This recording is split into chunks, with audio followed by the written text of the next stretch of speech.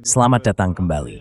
Hari ini kita ditemani oleh Syed M. Marandi, seorang profesor di Universitas Teheran dan mantan penasihat tim negosiasi nuklir Iran, untuk membahas putaran baru, eskalasi yang sangat dramatis dalam perang melawan Iran. Terima kasih banyak telah kembali bergabung. Terima kasih, Glenn. Selalu menjadi kesenangan besar bisa hadir di acara Anda.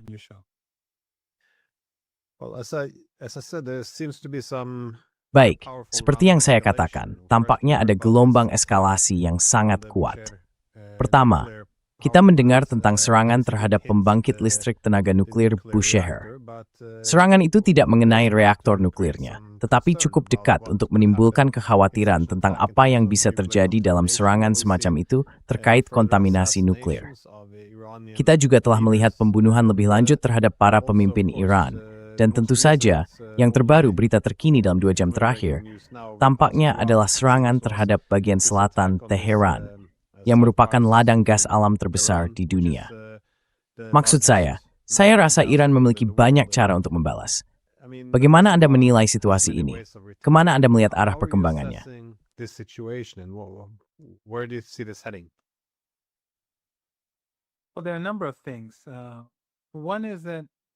Nah, ada beberapa hal. Salah satunya adalah bahwa Iran memiliki kendali yang sangat kuat atas Trump dan rezim Trump. Maksudnya tentu saja Selat Hormuz dan kerentanan Arab Saudi. Meskipun Arab Saudi mengekspor sebagian minyaknya melalui Laut Merah, Iran dapat memblokir jalur itu dengan rudal dan drone. Iran melakukan hal yang sama terhadap Uni Emirat Arab dan sebagian minyak yang mereka ekspor dari luar Teluk Persia. Jadi, ini adalah situasi yang sangat sulit bagi Trump. Tidisnya seperti sa Brimer, dia tidak berpikir, atau permai tidak berpikir, tetap ingin terletak ke Swal. Where the fault exactly lies, they didn't think that Iran was going to attack. Mereka tidak mengira Iran akan menyerang aset-aset AS di kawasan Teluk Persia atau menutup Selat Hormuz, yang menurut saya luar biasa. Kamu dan aku, serta banyak orang lainnya, tahu betul bahwa hal seperti itu akan terjadi. Kita sudah membicarakannya bersama selama mungkin beberapa tahun. Jadi ketika hal itu terjadi, Trump tentu saja mengeluarkan banyak ancaman berani. Ia melihat ancaman itu tidak berhasil, dan meskipun ia kembali mengatakan bahwa Iran telah dihancurkan, this not diset untuk membantunya membuka Selat Hormuz. Dinra orang menolak. Jelas Iran belum menghancurkan. Angkan Laut Iran, hampir seluruh armada perangnya tersembunyi di terowongan di tepian. Wartime is in tunnels, and they will enter the Persian Gulf. Dan mereka akan memasuki Teluk Persia, Teluk Oman, dan Samudra Hindia ketika waktunya tiba. Mereka adalah kapal cepat dengan rudal, dan kemampuan rudal serta drone Iran tampak tak ada habisnya. Mereka belum mengenai salah satu pangkalan bawah tanah, dan mereka gagal melakukan apapun terhadap kemampuan produksi Iran. Jadi, Trump berada dalam posisi yang sangat sulit. Di sisi lain, rezim Israel menginginkan eskalasi. Dari apa yang saya lihat di Iran, kendali operasional telah berpindah dari Amerika Serikat ke rezim Israel. Jadi Israel yang memimpin perang, mereka yang memilih target, dan Amerika Serikat telah setuju untuk berserangan terhadap target tersebut.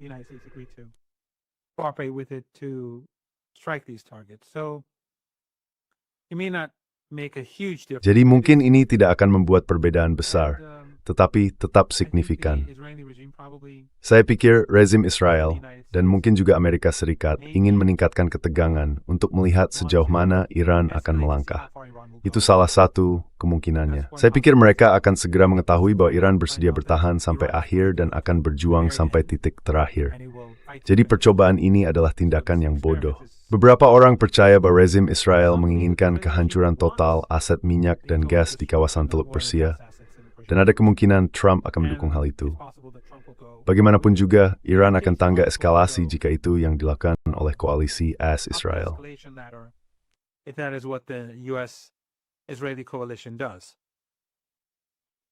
So, I think ultimately the big issue. Jadi saya pikir pada akhirnya masalah besar adalah bahwa Amerika Serikat terjebak dengan Selat Hormuz, dan Iran benar-benar memegang semua kendali. Sekarang orang-orang Israel sedang melakukan pembunuhan. Mereka mungkin akan terus melakukannya atau meraih beberapa keberhasilan, tetapi itu tidak akan mengubah apapun. Iran memiliki struktur negara yang sangat canggih. Mereka memiliki banyak ahli dan orang-orang yang sangat memahami urusan kenegaraan. Jadi jika ada orang gugur, mati, orang lain, orang genteng, di situ memang sebuah kegagalan. Dr. Larijani, saya sendiri sebelum bekerja di pemerintahan, tetapi darah yang untuk pergi ke Tiongkok.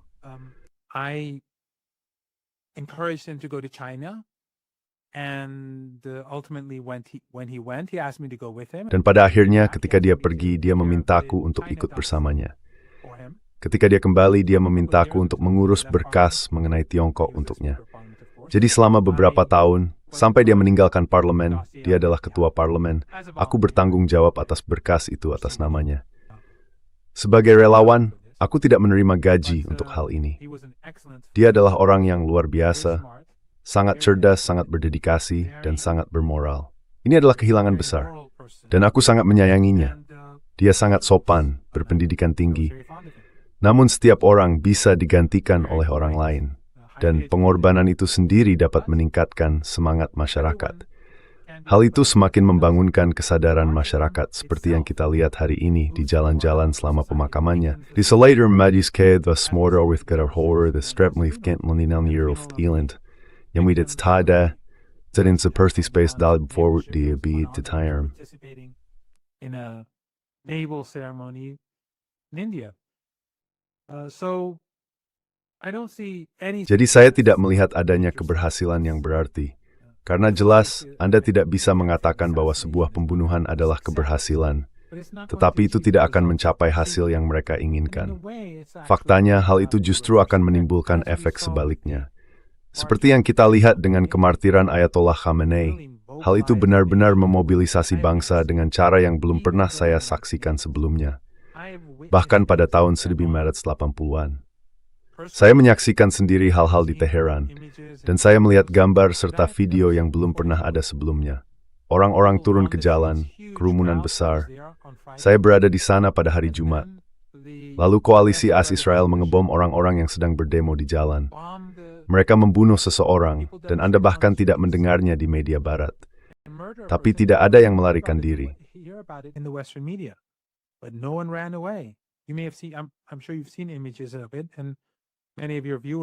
Saya yakin Anda sudah melihat gambarnya, dan banyak penonton Anda juga.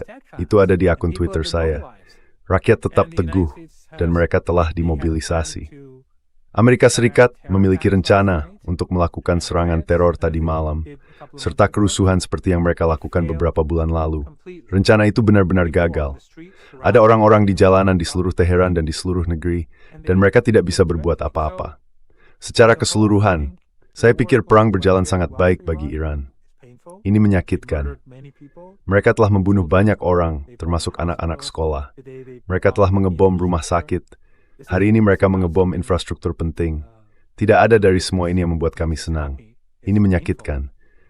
Ketika mereka membunuh Dr. Larijani, mereka juga membunuh semua tetangga di blok apartemen itu. Namun sejauh ini, Amerika Serikat dan rezim Israel telah gagal. So far.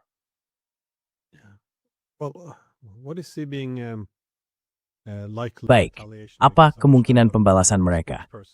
Karena saya baru saja menonton seorang juru bicara sekitar 20 menit yang lalu berbicara tentang bagaimana infrastruktur energi dari pihak yang terlibat dalam hal ini sekarang, kalau tidak salah dia bilang, akan terbakar menjadi abu. Tapi kita juga melihat beberapa serangan yang masuk ke ibu kota Arab Saudi. Saya penasaran, seberapa besar Gaddafi Yaman benar-benar dihabiskan untuk menutup Laut Merah hingga atas eskalasi ini. Luarnya selat penting di sana. Bab El-Mandeb ang distimai kaftannya. Mandeb, if I'm not slaughtering that name. And essentially also narrow strait. Dan Anda tahu, pada dasarnya juga selat yang sempit itu dapat digunakan untuk memutus akses ke Laut Merah. Ini juga merupakan koridor maritim yang sangat penting, karena jika Selat Hormuz diblokir, ini pada dasarnya menjadi satu-satunya akses ke Arab Saudi di pantai barat. Jadi, apakah Anda melihat hal ini sebagai kemungkinan? Atau seperti apa bentuk pembalasan? Sekali lagi, saya tahu pemerintah tidak memberitahu apa yang akan mereka lakukan. Tetapi menurut Anda, seperti pun pemain timur stis-stis-stis. What kind of retaliations do you think are realistic here? Well, the government has said that they will strike. Nah, pemerintah telah mengatakan bahwa mereka akan menyerang fasilitas minyak dan gas di Uni Emirat Arab, Qatar, dan Arab Saudi. Saya pikir pada saat Anda menonton video ini, pembalasan itu mungkin sudah terjadi. Kami sudah mendengar bahwa ada serangan terhadap Qatar dan Arab Saudi. Tampaknya serangan terhadap Arab Saudi menargetkan depot bahan bakar jet untuk Angkatan Udara AS, karena Arab Saudi sangat terlibat dalam hal ini. Dan semakin jelas bahwa mereka stolas Amerika untuk serangan terhadap Iran. Dalam kasus Yaman, mereka mengamankan bahwa mereka akan ikut berperang. En Rus melihat itu inste. Isolis dat berperang pegawai eskalasi ini kembang. Things depend on the escalation matter. Iraq, in Iraq, the resistance is striking at US. Di Irak, kelompok perlawanan menyerang aset-aset AS, tetapi mereka bisa melakukan jauh lebih banyak. Masalahnya sama dengan Iran. Iran bisa menyerang dengan jauh lebih keras. Iran sedang menaiki tangga eskalasi berdasarkan tindakan AS, Israel, atau apa yang saya sebut sebagai koalisi Epstein. Misalnya, hari ini ketika infrastruktur Iran diserang, instalasi gasnya, itu adalah sesuatu yang harus direspons oleh Iran. Iran tidak ingin menciptakan kehancuran ekonomi global. Perang ini dipaksakan kepada Iran. Dan seperti yang kita lihat ketika Joe Kent mengundurkan diri, dan pada dasarnya mengatakan apa yang telah kita katakan selama ini, bahwa Iran bukanlah ancaman, dan bahwa rezim Israel serta lobi Zionislah yang mendorong Amerika Serikat ke dalam perang. Perang yang sama sekali tidak sesuai dengan kepentingan AS.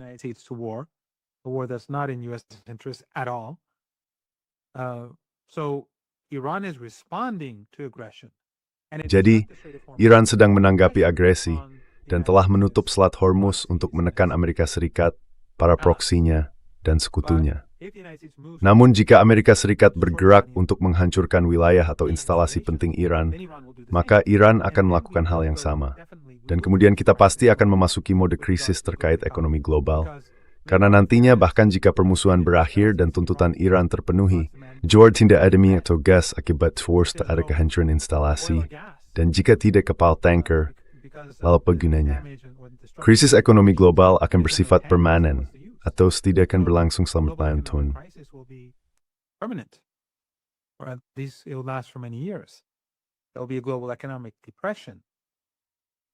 Akan terjadi depresi ekonomi global. Amerika Serikat memulai agresi ini, rezim AS, rezim Trump, rezim Israel, dan para proksinya di kawasan semuanya terlibat. Iran menutup Selat Hormuz untuk memberikan tekanan. Namun, jika Amerika Serikat mulai menyerang instalasi atau infrastruktur penting Iran, atau jika rezim Israel melakukannya, itu tidak membuat perbedaan bagi kami. Iran akan membalas dengan setimpal. Dan karena rezim-rezim Arab ini menampung pangkalan militer AS, mengizinkan mereka menggunakan wilayah udara, pangkalan udara, dan wilayah mereka untuk menemban rudal ke arah Iran, seperti rudal HIMARS, mereka sama sekali tidak punya alasan untuk mengeluh. They have no reason to complain whatsoever. Well, we see these US troops which have been sent Nah, to the region. kita melihat pasukan AS yang telah dikirim ke wilayah tersebut, dan beberapa orang membicarakan kemungkinan menempatkan pasukan di darat. Saya tidak yakin apakah itu berarti di wilayah Iran, atau jika tujuannya untuk membuka Selat Hormuz. Tidak mustahil juga bahwa mereka bisa digunakan untuk menyerang Yaman, mungkin untuk memastikan selat itu, sambil menjaga agar Laut Merah tetap dapat diakses, tetap terbuka. Bagaimana Anda menilai hal ini? Apakah Anda pikir AS bisa sejauh itu, benar-benar mengirim pasukan ke darat? Going with troops on the ground. Well, Iraq and Yemen are not small countries with Nah, small populations. Irak dan Yaman bukanlah negara kecil dengan populasi kecil. Dan Yaman saat ini jauh lebih kuat dibanding yang lalu. Amerika Serikat telah konstruksi keras trouser kriminal. Ngomong-ngomong, mari kita ingat bahwa selama perang genosida selama 7 tahun yang dilakukan oleh Saudi dan Emirat terhadap Yaman, dengan dukungan seluruh kawasan kecuali Iran, Turki dan Qatar juga mendukung genosida di Yaman, sampai Saudi dan Emirat berbalik melawan Qatar dan kemudian Erdogan serta Qatar menjauh dari mereka. Erdogan and Qatar. Namun seluruh Barat dan kawasan itu mendukung genosida di Yaman. Dan setelah 7 tahun, perang itu gagal. Apa yang membuat Saudi menerima gencatan senjata? Ketika Yaman menargetkan instalasi minyak dan ekspor minyak Saudi. Jika Yaman bisa melakukan itu 4 tahun yang lalu, saya rasa memang begitu. If Yemen could do that 4 years ago, I think it could definitely. Itu bisa menghentikan ekspor minyak Saudi yang menuju ke Laut Merah dan juga bisa menutup Laut Merah. Jadi Yaman memiliki kemampuan tersebut. Dan saya yakin kemampuan rudal dan drone-nya saat ini menjadi ancaman yang lebih besar bagi Angkatan Laut AS dibandingkan dulu. Saya tidak melihat skenario di mana Amerika Serikat dapat mengirim pasukannya. Apa? Beberapa ribu, mungkin 2, 3, 4 ribu, dan membuat perbedaan yang nyata. Dan hal itu bahkan lebih tidak masuk akal jika menyangkut Iran. Namun, misalkan secara hipotetis, orang Amerika entah bagaimana, dengan kelompok kecil ini, berhasil menguasai Selat Hormuz. Mereka jelas telah meremehkan kemampuan rudal dan drone Iran. Mereka terus mengatakan bahwa mereka telah menghancurkan semuanya, tetapi Iran terus menembakkan rudal dan drone. Namun misalkan mereka berhasil menguasai Selat Hormuz dan angkatan bersenjata Iran berstrength persiapkan untuk skentinus layar 2 verdingetisan, gagal mengusir Burks. They fail to dislodge them. What difference is it going to make? Apa bedanya yang akan terjadi? Kapal-kapal tetap harus masuk ke Teluk Persia. Iran, kalau siapapun melihat peta, menguasai setengah dari Teluk Persia. Mereka bisa menembakkan rudal ke kapal dari mana saja. Dan rudal yang ditembakkan Iran tidak diluncurkan dari pantai. Rudal-rudal itu ditembakkan dari ratusan kilometer di dalam wilayah negara. Jadi mereka bisa mengambil alih Selat Hormuz. Dan Iran tetap bisa menghancurkan apapun yang mereka mau, baik itu kapal maupun instalasi, seperti yang kita lihat sekarang. Atau jika mereka ingin maju sampai ke utara Teluk Persia dan merebut Pulau Haraka, pulau datar itu, maka orang Iran bisa menghantam mereka di daratan datar itu. Mereka akan menanggung banyak korban, tetapi tetap saja mereka tidak akan membuka Selat Hormuz untuk perdagangan.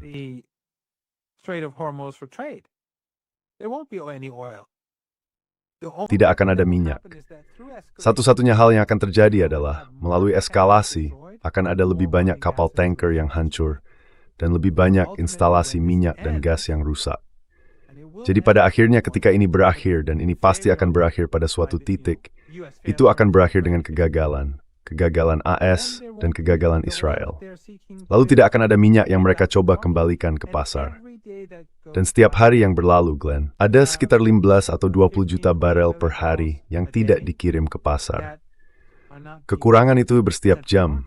Mereka bisa memanipulasi pasar selama beberapa hari atau mungkin beberapa minggu, tapi kemudian hal itu akan sangat berdampak pada mereka. Dan tentu saja ini bukan hanya soal minyak.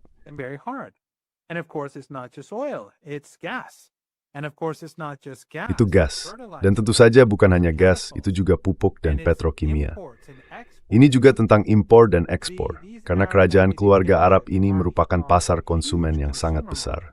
Amerika Serikat dan negara-negara Eropa memiliki aset besar di wilayah ini, triliunan dolar. Mereka telah menanamkan berbagai macam investasi di masyarakat konsumen ini. Kerugian bagi Amerika Serikat muncul akibat kenaikan harga energi, kekurangan energi dan pupuk, serta hancurnya aset mereka. Banyak senjata yang dijual AS ke negara-negara ini, dan mereka bahkan tidak tahu cara menggunakan karena tidak memiliki kekuatan militer yang kompeten. Jumlahnya hanya sekitar 350.000 atau 400.000 orang.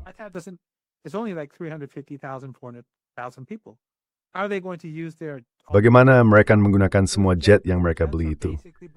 Jet-jet itu pada dasarnya adalah suap. Ada juga uang sogokan tentang komisi yang tolerat atau mitra blur di Gulf ke mereka dan sebagainya. Hal itu juga terjadi di negara lain. Kerugian bagi Amerika Serikat bersifat multidimensi.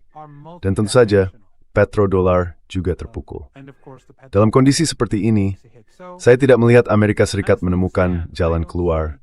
Mereka justru menggali lubang yang lebih dalam bagi diri mereka sendiri. Dan dunia akan menyalahkan mereka.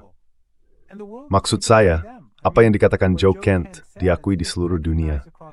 Jadi orang-orang akan menyalahkan Zionisme dan Trump atas penderitaan yang mulai pakan pada komunitas internasional.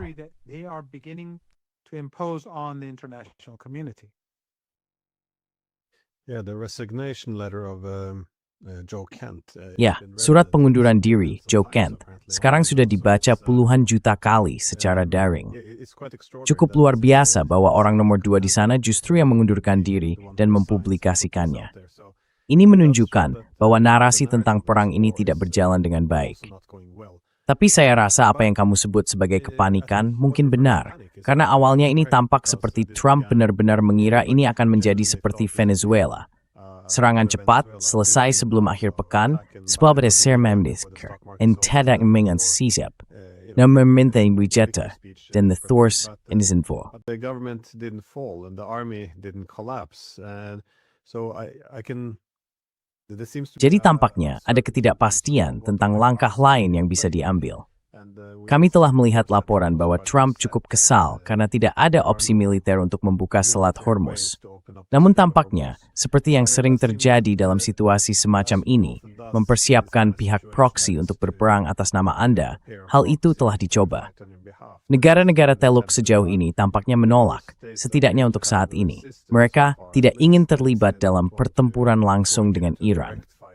Azerbaijan sempat seolah akan berseramban yang lebih langsung, tetapi kemudian mereka mundur. Sementara itu kaum Kurdi yang dipersenjatai oleh CIA juga tampaknya menjadi sangat khawatir.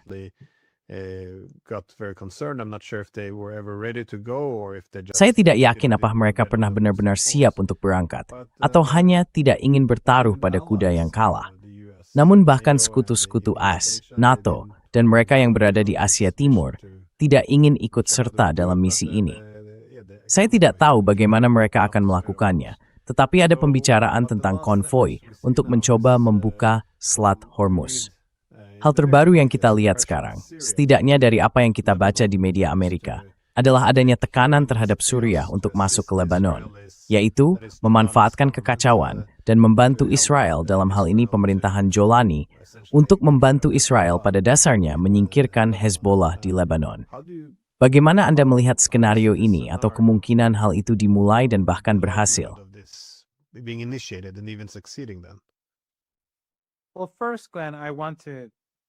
Baik, pertama-tama Glenn, saya ingin mengatakan sesuatu dan kemudian ada beberapa hal yang perlu kita bahas di sini. Salah satunya adalah, kamu tahu orang-orang di barat, di arus utama selalu terbagi menjadi dua tipe. Yang satu berkata, mari kita serang mereka, dan yang lain berkata, mereka memang buruk, tapi ini bukan ide yang baik. Menurut saya mereka semua sama saja. Dan alasan saya mengatakan ini adalah, saya tidak akan menyebut nama, tetapi salah satu tamumu yang hadir beberapa hari lalu adalah tipe orang seperti itu. Dia mengatakan sesuatu yang tidak jujur tentang Mahsa Amini. Dia mengatakan bahwa dia dibunuh. Tidak ada bukti untuk itu. Rekamannya sudah ada, dan laporan medis dengan jelas menunjukkan bahwa dia memiliki suatu kondisi. Dia tidak dipukuli. Tidak ada bukti untuk itu. She was not beaten. There's no evidence of that. And when you just like the tens of thousands of people. Dan sama seperti puluhan ribu orang yang mengklaim bahwa Iran membunuh puluhan ribu orang. Semua itu adalah kebohongan. Mereka yang mengulangi kebohongan itu sedang membangun alasan untuk perang, dan mereka turut bersalah di dalamnya. Mereka semua punya di tangan mereka, dan itu tidak bisa dimaafkan. Aku senang kamu mengundang berbagai macam orang. Aku hanya ingin menegaskan hal ini, karena aku ingin orang tahu bahwa mereka di Amerika Serikat dan arus utama itu seperti dengan Maduro. Mereka yang berkata Maduro adalah orang jahat, mereka punya darah di tangan mereka. Karena alih-alih berkata, tidak, kitalah yang jahat karena mengebom kapal di Karibia, kitalah yang jahat karena membunuh 100 orang lalu menculik presiden. Mereka malah berkata, ya dia orang jahat. Tidak, kamulah yang jahat.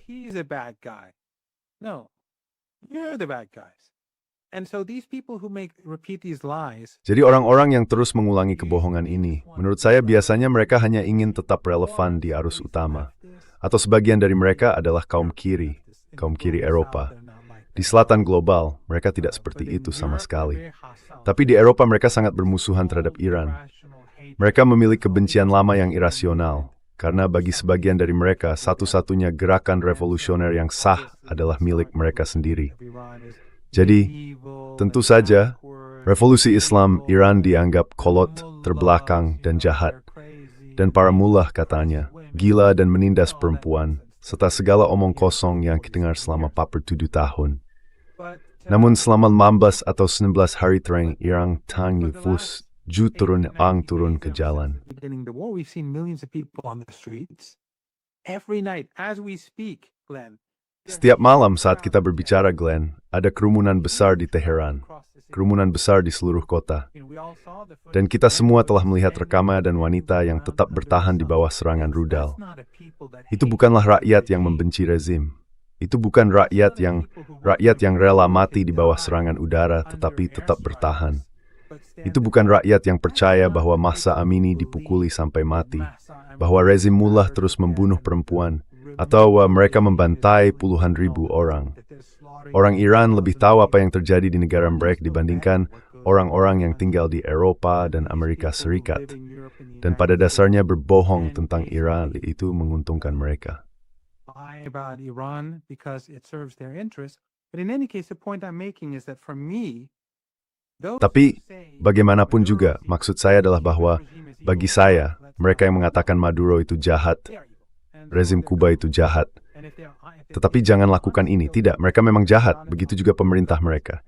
Dan jika mereka memiliki kejujuran intelektual, mereka akan menuding pemerintah mereka sendiri dan membiarkan Kuba, Venezuela, Hezbollah, dan Iran sendiri. Itu bukan urusan mereka. Namun, kembali ke pertanyaan tadi, saya apa yang kita saksikan sehingga beristers di tenong pol baru. Untuk pertongkoble, kekaisaran Stu Gagwargo, Yutenikanshin mengganti rezim, ia bahkan gagal mengamai proyek sebuah negara. Kisler diberitahu bahwa Amerika Serikat kalah memperindik Irak. Lost the war in Iraq. It lost the war in Afghanistan. Ia kalah dalam perang di Afghanistan. Ia kalah dalam perang di Vietnam. Namun dalam kasus Iran, ia bahkan belum mampu merebut bagian-bagian negara yang didudukinya. Setelah berminggu-minggu pertempuran, dengan koalisi besar, Barat kolektif di belakangnya, semua rezim regional ini berpihak padanya. Azerbaijan, negara-negara Teluk Persia, Turki di bawah Erdogan.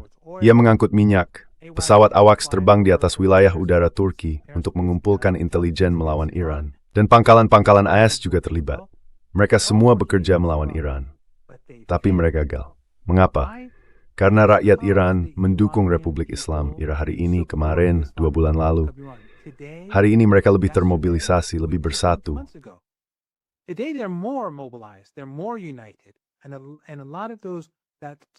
Dan banyak dari mereka, kelompok kecil yang melakukan kerusuhan, kelompok kecil di jalanan yang diagung-agungkan, dilebih-lebihkan, dan dibohongi oleh Barat. Banyak dari mereka telah mengubah pandangan mereka.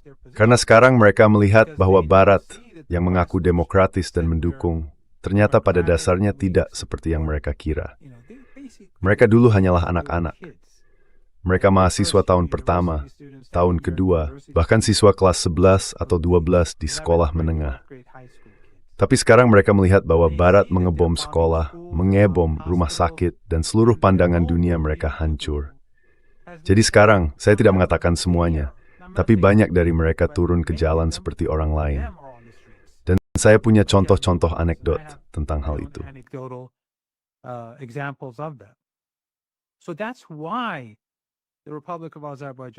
Itulah sebabnya Republik Azerbaijan tidak akan pernah berani menyerang Iran. Maksud saya, lihat saja gambar-gambar orang di jalanan, di Tabriz, di Ardabil, di Urmia, di Marand, kota Azeri lainnya. Mereka akan mengambil alih Republik Azerbaijan dalam seminggu. Mereka akan menggulingkan rezim itu, orang-orang Iran. Dan hal yang sama berlaku untuk kelompok teroris Kurdi ini. Karena pihak Iran telah memperingatkan pemerintah semi-otonom Kurdi di Irak Utara, bahwa jika kalian membiarkan orang-orang ini, para teroris ini, menyerang kami atas nama Tuhan mereka, CIA dan Mossad, karena memang itulah kelompok-kelompok ini, mereka dimiliki oleh Badan Intelijen Barat dan Israel, maka kami akan menghancurkan kalian.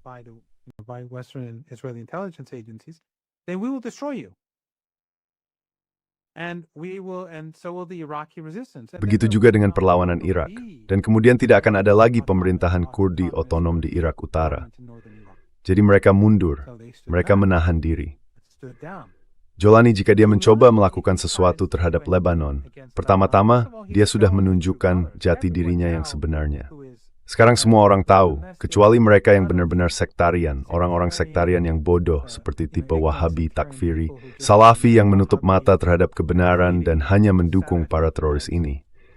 Meskipun mereka tahu bahwa orang Amerika mengendalikan mereka dan orang Israel bersekutu dengan mereka, semua orang siapa Jolani sebenarnya.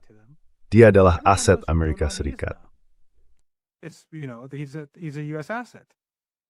If he attacks Lebanon, Jika dia menyerang Lebanon, perlawanan Irak akan bergerak ke Suriah, and Iran dan Iran akan menghancurkannya beserta para komandannya dengan drone dan rudal. and missiles.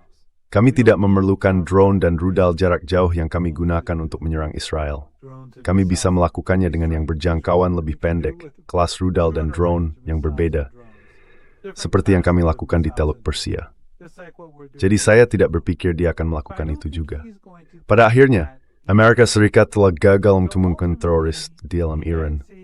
Mereka musuh sesam tidak dibeli, nyoba voting tetap pun. Itu gagal. Bahkan bagi satu orang terbunuh, mereka membisar-bisar kenan. Even if one person is killed, they'll make a big deal about it, and and the Western media will say all sorts of nonsense. Fox. Dan kamu tahu, media barat akan mengatakan segala macam omong kosong, Fox News dan semacamnya, tapi mereka akan gagal. Arenas that- Hal yang sama berlaku di semua bidang lain yang telah kita bicarakan. So all they can Jadi Amerika Serikat terjebak. do is assassinate. Yang bisa mereka lakukan hanyalah melakukan pembunuhan, dan itu hanya menimbulkan tekad yang lebih besar. Or Hal itu membuat para pemimpin Iran semakin marah dan semakin yakin bahwa mereka harus mengalahkan musuh. Karena orang-orang yang terbunuh itu adalah teman, tokoh nasional. Orang-orang akan mencari balas dendam ketika lebih banyak orang dibunuh. when they kill more people, Saya baru saja memposting tentang seorang wanita yang terkena rudal di dekat situ. missiles struck nearby. Dia panik, lalu rudal lain mengenainya. Jadi kamu tahu orang-orang di Iran melihat cuplikan-cuplikan And then ini. another missile hit her. So there, people see these clips in Iran, and the rage grows, the anger grows. Dan amarah itu tumbuh.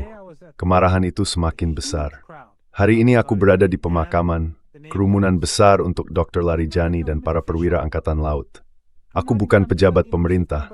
Aku hanya di Universitas Teheran. Tapi orang-orang mengenaliku secara daring. Aku jarang muncul di televisi Iran, namun mereka mendatangiku dan berkata, para pemimpin seharusnya lebih melindungi diri. Mereka bilang para pemimpin terlalu berani. Kamu lihat pada hari Jumat, di hari Quds, hari Yerusalem, Pawendung Palestina. Dr. Larijani turun jalan, kepala ke jalan, terdang diwawancarai ketika rudal menghantam. Ia bahkan tidak berkedip. Mari luar negeri wara truth, dan seterusnya. The foreign minister was there, and so on. And of course, the U.S. Secretary. Dan tentu saja, Menteri Perang AS menyebut mereka semua tikus yang bersembunyi di lubang mereka. Tetapi rakyat melihat kenyataannya. Mereka tahu siapa pengecut yang sebenarnya. Jadi, kamu tahu, orang-orang mengatakan kepada saya bahwa mereka pikir saya punya akses atau bisa memberitahu para pemimpin agar tidak turun ke jalan, agar tidak datang ke pemakaman. Mereka menuntut agar para pemimpin tidak menghadiri pemakaman itu. Secara harfiah, ratusan orang mengatakan hal ini dengan berbagai cara. Saya hanya berjalan di antara kerumunan, dan orang-orang terus menghentikan saya sepanjang waktu. Ini adalah bangsa yang bersatu. Mereka bisa melakukan pembunuhan, tapi itu tidak akan membantu. Itu hanya akan memperburuk keadaan bagi mereka. Mereka bisa mengebom infrastruktur Iran, infrastruktur penting.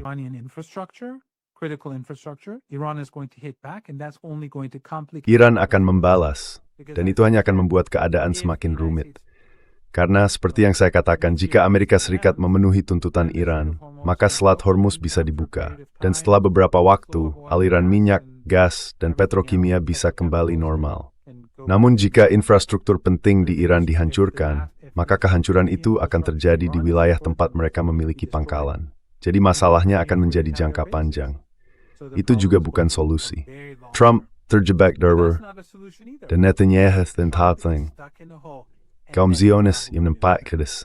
Kaum Zionis, Netanyahu dan kelompok Epstein krisis global. Epstein class has created a global crisis. Well, it's interesting what you said about the political left. Nah, menarik apa yang kamu katakan tentang sayap kiri politik dan semua itu. Begini, saya pernah menyampaikan satu hal sebelumnya, bukan di sini tapi di tempat lain, bahwa setelah Perang Dingin, terutama, muncul kaum konservatif baru di sayap kanan yang menginginkan keamanan melalui hegemoni atau kekaisaran. Mereka kurang lebih terlibat dalam aliansi yang tidak suci dengan sayap kiri politik di bawah gagasan hegemoni liberal. Dengan mendominasi, peras menikatkan peran demokrasi dan hak asasi manusia di seluruh palaunya.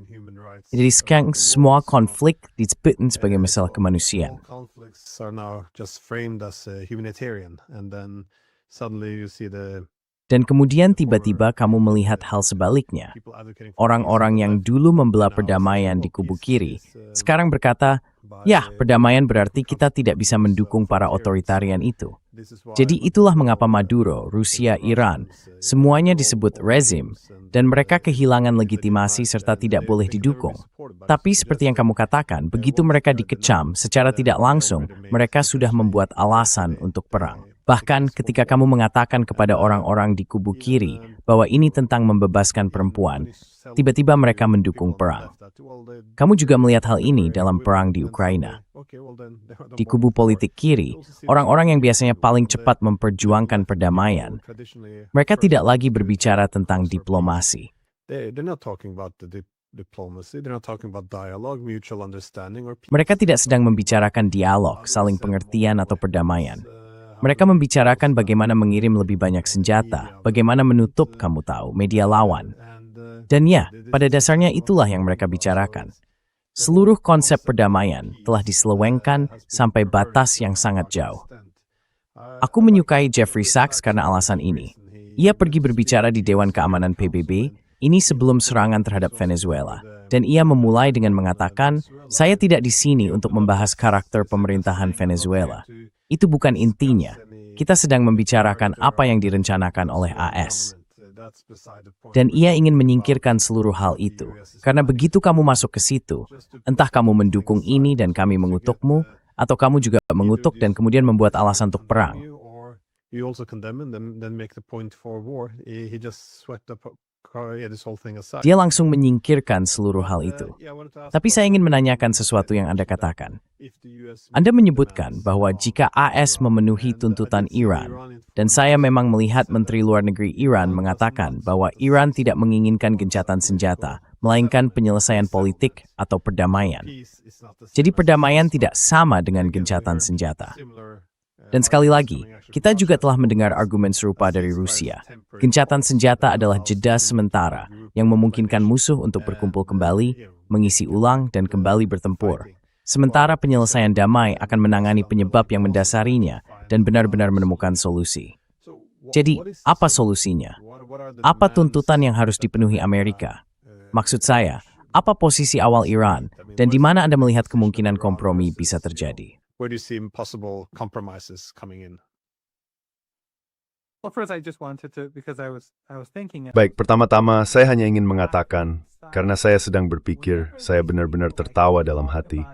Setiap kali orang-orang ini berbicara tentang Iran atau Venezuela, mereka selalu memulai dengan, oh, apakah kamu mendukung perang? Dan pertama-tama, selama 5 menit, mereka harus menjelek-jelekkan Iran dan berkata, ya, Iran itu benar-benar jahat. Mereka orang-orang yang sangat buruk, mereka mengerikan. Saya tidak membenarkan apapun, ini mengganggu, tapi saya tidak mendukung perang. Dan hal yang sama terjadi dengan Maduro. Dan kamu tahu ketika saya melihat lingkungan Iran dan ketika saya melihat Barat, maksud saya, justru Iran yang menentang genosida sementara Barat mendukungnya. Negara-negara di kawasan itu semuanya adalah proksi AS. Tapi bagaimanapun, saya pikir pertama-tama ini tidak hanya akan tentang Iran. I think that, first of all, this is not just going to be about Iran. Iran has said that its allies. Iran telah mengatakan bahwa sekutunya di kawasan harus dilibatkan dalam setiap penghentian permusuhan. Mengapa kita menentang gencatan senjata ini? Seperti yang kamu katakan, kita sudah pernah melakukannya sebelumnya. Kita pernah melakukan gencatan senjata, mereka berkumpul kembali dan menyerang kita lagi. Kita bernegosiasi, mereka menyerang kita. kita bernegosiasi lagi, mereka menyerang kita lagi. Dan membuat kesepakatan dengan orang Amerika, terutama di bawah Trump. Sama sekali tertenyu. Apapun itu rivernin, Albertas berdapat tempat poni carry, itu di semata beres tamar perkong. Stawai terfinder perot spurt. Pematam, itu ini map sekut Iran di seluruh kawasan. Kedua, lian ini bang hans berbe. Apa saya maksud dengan itu? Well, the facts on the ground have to change. What do I mean by that? It means that the Itu berarti bahwa Teluk Persia harus direstrukturisasi. Keamanan Teluk Persia harus diatur sedemikian rupa sehingga Iran tidak lagi merasa terancam oleh Amerika Serikat. Negara-negara ini tidak boleh digunakan sebagai pangkalan untuk menyerang Iran. Dan jika rezim Israel menyerang Iran, harus ada konsekuensinya. Jadi harus ada perubahan nyata di lapangan. Sepotong kertas tidak ada nilainya. Lalu ada masalah reparasi. Iran akan menuntut reparasi. Keamanan Teluk Persia di masa depan Kediktatoran keluarga Arab ini, jika masih bertahan, harus mendidik realitas baru. Dan mereka yang sangat dilemahkan. Mereka sudah sangat and they will be severely weakened. They are already severely weakened. Emirates will never again. Emirat tidak akan pernah lagi menjadi seperti 3 minggu yang lalu. Itu sudah berlalu. Semua miliarder itu, mereka tidak akan kembali, dan itu hal yang baik. Maksud saya, dalam dunia yang waras, seharusnya tidak ada miliarder. Tapi ya, bagaimanapun juga, mereka tidak akan kembali. Dan hal yang sama berlaku untuk rezim-rezim kecil lainnya di kawasan ini. Jadi seperti yang kita tahu, Iran akan tetap ada. Dan setelah hampir 3 minggu, kita telah melihat bahwa Amerika tidak mampu mengalahkan Iran. Pada akhirnya Amerika Serikat akan harus, Iran sudah siap untuk perang yang sangat-sangat panjang. Dan saat kita berbicara, Iran sedang memproduksi lebih banyak rudal. Saya tidak tahu apakah mereka juga memproduksi lebih banyak drone, karena mereka bahkan tidak punya cukup ruang untuk drone. Wrenches the trim template. They are more than prepared. Mereka lebih dari siap untuk melanjutkan ini selama bertahun-tahun. Ini bukan perang yang bisa dimenangkan oleh Amerika Serikat. Kita berperang melawan Saddam Hussein selama 8 tahun, dan sekarang rakyat Iran sudah siap. Sebelum perang, semua orang khawatir tentang apa yang akan terjadi. Sekarang perang sudah dimulai. Orang-orang berkata, ayo lakukan, ayo selesaikan, ayo kalahkan mereka. Kita harus menang. Semua orang paham bahwa gencatan senjata tidak ada gunanya. Orang-orang di jalanan tahu ini karena ini bukan 20 tahun lalu, ini 9 bulan lalu, dan keduanya tidak diprovokasi. Dengan kata lain, rakyat Iran sama seperti orang-orang di seluruh dunia menyadari bahwa Amerika Serikat adalah, maksud saya ke seseorang menonton media arus utama barat, terutama Fox News dan yang gila-gila lainnya, Newsmax atau apapun nama mereka. Newsmax or whatever, I don't know. I just did an interview with one, I don't remember his name. Saya baru saja melakukan wawancara dengan salah satu dari mereka. Saya tidak ingat namanya. Mereka benar-benar gila. Tapi bagaimanapun, kecuali seseorang menonton omong kosong semacam itu, semua orang tahu bahwa bernegosiasi dengan Trump itu tidak ada gunanya. Jadi, fakta di lapangan harus berubah agar Iran dan sekutunya merasa aman di tahun-tahun mendatang. Rezim Israel tidak bisa begitu saja mengebom Lebanon kapanpun mereka mau, meskipun ada gencatan senjata. Mereka tidak bisa begitu saja membunuh orang warga Gaza, orang Palestina di Gaza, setiap hari hanya karena mereka mau. Jadi fakta di lapangan harus berubah. Harus ada inklusivitas, dan harus ada reparasi. Mungkin ada isu lain, dan tentu saja mereka bisa menegosiasikannya dengan cara yang berbeda. Tapi pada akhirnya Iran tidak akan menerima situasi di mana mereka bisa diserang lagi dalam beberapa bulan ke depan.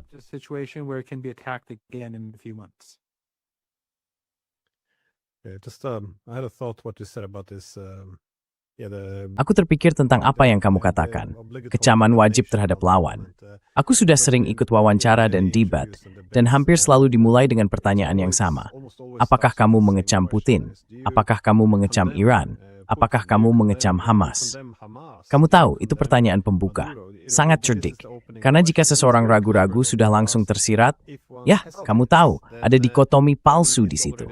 Entah kamu sejalan dengan sikap moral sang pewawancara, atau kamu terpisah. Nenekah prima ya para femelum Kirstendu. Het is dat die zin kan melewens gerhang se persisting saf. So orang bakal nahin. As being, legitimate, and now we can listen to you. If you fail to do this, then you're morally suspect. Jika kamu gagal melakukan ini, maka kamu secara moral patut dicurigai. Kamu tidak bisa. Kamu sudah terkompromi.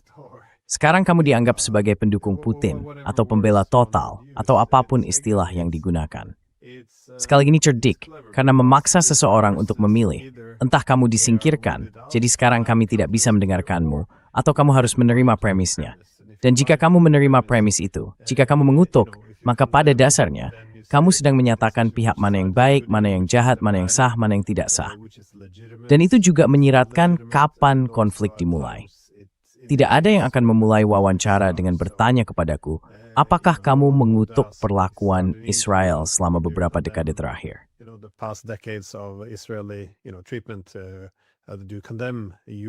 Apakah Anda mengutuk pengeboman oleh AS?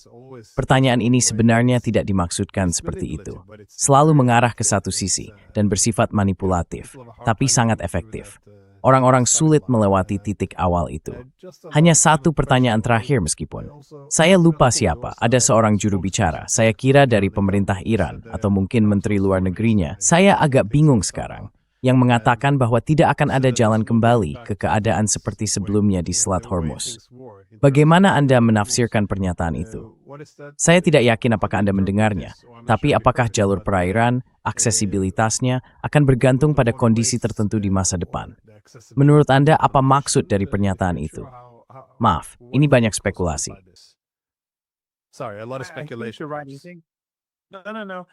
Tidak. Saya pikir Anda benar. Saya pikir Menteri Luar Negeri yang mengatakan itu. Saya pikir yang lain juga mengatakannya. Saya tidak berpikir hanya dia, tapi saya agak ingat dia mengatakannya dalam sebuah wawancara baru-baru ini.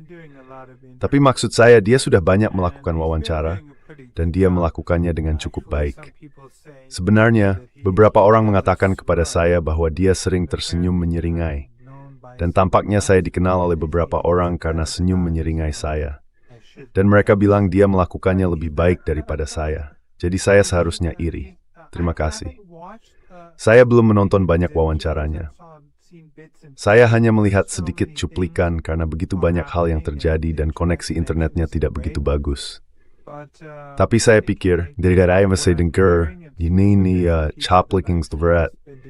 Nursling kelompok very used for your purse. I think what they mean. Saya pikir yang mereka maksud adalah akan ada semacam kendali oleh Iran. Dan kemungkinan besar akan ada unsur keuangan di dalamnya. Apakah itu akan menjadi bagian dari mekanisme kompensasi atau sesuatu yang lain, saya tidak tahu. Tapi sekali lagi, kita tidak akan kembali ke keadaan seperti sebelumnya. Rezim-rezim di Teluk Persia telah merugikan kita selama waktu yang sangat lama. Ketika Saddam Hussein menyerang Iran di bawah tekanan Barat, mereka yang mendorongnya. Soviet ditem memberting, mendorong mendoyam tersebut perang. Ketika Yunani, rezim-rezim yang sama di Rusia seperti tersebut. Itu akan memberitahu seri dolar, mungkin 250-300 miliar, suat 300. I mean, I think maybe $250, $300 billion, which in today's, in today's dollars, it would be. Dalam nilai dolar saat ini, jumlahnya akan jauh lebih besar. Ia mampu membeli senjata kimia dari Jerman, dan mereka membantunya membangun kemampuan senjata kimia yang sangat besar, yang menewaskan begitu banyak orang Iran. Maksud saya, salah satu rezim yang benar-benar munafik adalah rezim Jerman. Mereka tidak pernah meminta maaf, tidak pernah membayar kompensasi. Suatu kali, sejumlah anggota parlemen Jerman datang ke Iran dan mengunjungi universitas kami. Seseorang mengajukan pertanyaan kepada saya selama sesi itu, dan ada seorang perempuan dari Partai Hijau yang menjelek-jelekkan Iran.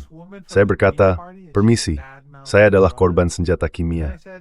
Apakah Anda akan meminta maaf atas apa yang telah kalian lakukan kepada saya?" Dia tidak bisa berkata apa-apa. Dan setelah itu, 2 atau 3 anggota parlemen lainnya mendatangi saya dan berkata, orang-orang ini gila. the Green Party. I thought back then I thought the Green Party would. Partai Hijau. Waktu itu, saya pikir Partai Hijau akan berbeda, karena saya belum begitu mengenal politik Eropa. Itu sekitar tahun 2009. Ya, tahun 2009 ketika delegasi itu datang.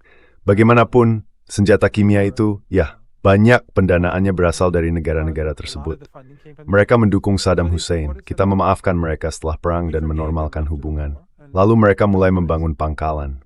Pangkalan-pangkalan itu digunakan dalam sebelumnya melawan kita. Untuk membantu Israel mempertahankan diri dan membantu Amerika mempertahankan rezim Israel dengan sistem radar dan dukungan ofensif mereka terhadap Iran. Dan tentu saja serangan AS terhadap Iran.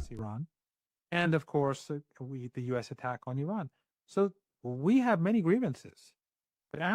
Jadi kita memiliki banyak keluhan. Namun setelah perang ini, Iran tidak akan membiarkan rezim ini, kediktatoran keluarga ini jika mereka tetap berkuasa, bertindak seperti sebelumnya. Itu sama sekali tidak dapat diterima. Itu tidak akan terjadi. Dan tentu saja, Iran memegang kendali. Pada akhirnya, Amerika Serikat harus pergi. Ini tidak bisa berlangsung selamanya. Dan ketika mereka pergi, rezim-rezim ini harus menyadari bahwa mereka harus bertindak seperti negara biasa. Bukan itu source data milik buset. Sorry, menyebut baik mereka Ryan, Guest dan Minak. Bukan mereka stad merinci dari pangkalan Amerika Dasai. Mereka pikir semua pertindak terperhut. Hal itu tidak akan bisa diterima lagi. Zij Sothierman Fuitschil in dat moordviskuit iets Dani. Die is zeer met een mens hebt het hele week al en het erbij kan het zijn. En je ziet, je hath, en dit damen. Stay safe.